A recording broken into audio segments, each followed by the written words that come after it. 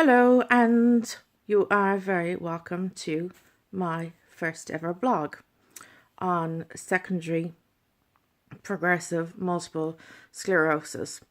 So today I am having a not so good day, but a not so bad day. Pain wise, it's predominantly nerve pain today. That seems to be the issue. Nerve pain, which is coming from a lesion that is on the brainstem, and that lesion is preventing the messages from getting to the right side of my face and my neck, my right arm and my right leg. And because I'm now in the secondary progressive stage of the MS, the myelin, which is the fatty substance that surrounds these nerve cells, has been not only just has been scarred a little bit. The MS, I suppose after 12 years, is now making its way down to what they call axonal damage. So the days of going into hospital, when I used to get this in the past, you would go into hospital where you would be treated with IV steroids. Now, anybody who has ever had to take steroids know that they most certainly do not come without side effects. Apart from the weight gain side of it, it carries a lot of other side effects, and the more steroids that one takes into their system, the more those side effects will increase over time. At the moment, my doctor is suggesting that I go into hospital for more IV steroids, but I have made an executive decision, because it is my body that the IV steroids will be going into, that I am not going to go for the IV steroids this time. And the reason I have chosen not to do that is when you are progressing or transitioning or in the secondary stage of the condition, the steroids become less effective. The steroids may not be as beneficial to the progression of the MS. It's really just like putting a band-aid on a cut, and as you know, band-aids will fall off and wash off, and then you're left with the little scar anyway, regardless. So you'll put a band-aid on to prevent that scar or that cut maybe becoming bigger or deeper. And I think at this stage of the disease, the benefits of the steroids being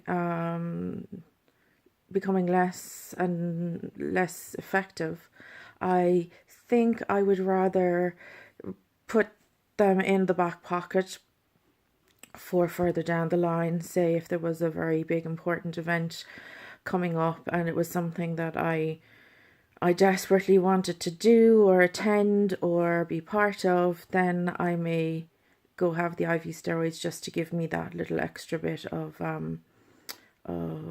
energy and whatnot. But at the moment, there really isn't anything pressing coming along, and I would rather just deal with this slight flare, because even though predominantly in secondary progressive, people don't get the acute relapses and they don't get the remissions. Every so often it will wax and wane and it will dip. So what we would like, what Ian and I would like to share on this blog is how best we secondary progressors deal with, cope with, and ultimately continue to live a very fulfilling and meaningful and happy life with. And we really want to reach out to people who are in this stage of their illness to say that just like when we were initially diagnosed with a MS, it's not the end of the world. For whatever reason it may be, this is our journey, and hopefully together we will all support and encourage and inspire each other to continue to fight it, to deal with it, to cope with it, and live with it as courageously as we can. So while I don't feel particularly like getting up and moving because I'm quite stiff, my muscles have spasmed quite a lot last night, so they're quite stiff. The nerve pain is it's about maybe just at a 4-ish kind of today. And it is cold out, so I'm not exactly crazy about the idea of having to go out, but I do believe that getting up, even though it may take a while, getting ready, because I think it's important that we don't lose our self-worth and our self-pride just because we are now maybe becoming more mobility reduced, and the condition maybe affecting us, affecting how we look. I don't believe that we should give up on the things that we enjoyed. If you like to get dressed up and do your hair, wear a nice hat, wear nice clothes, then you very much so should continue to keep that part of you alive, because that's part of you, that's who you are.